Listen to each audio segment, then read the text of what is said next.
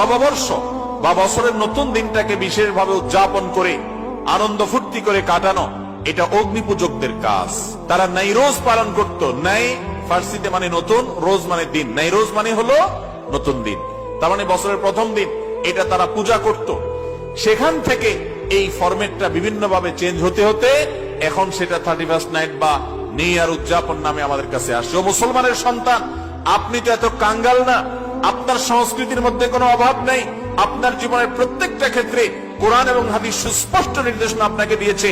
আপনি অন্য কারোর কালচার যদি ধার করে আনতে হয়, তাহলে মনে রাখতে হবে আপনি কেমন যেন আপনি সমুদ্রে পড়ে থেকে পানি পানি করে চিৎকার করছেন। আপনার চাইতে সমৃদ্ধ আর কেউ নেই।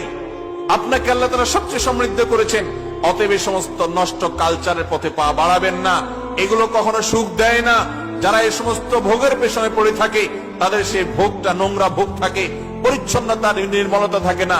আপনি খেয়াল করেন, ঈদুল আজহাতে, ঈদুল ফিতরে যে আনন্দটা আমরা করি, কিচ্ছু না করেন, ঈদগাহে যান, ঈদের নামাজ পড়ে বাসায় ফিরেন, যে নির্মলতা, যে স্বচ্ছতা, যে সুন্দর পবিত্র আনন্দের অনুভব আমরা করি, সেটা কখনো এই সমস্ত ভোগের, এই সমস্ত কাফির এবং মুশরিকদের শেখানো তথাকথিত দিবস পালনের পেছনে থাকে না।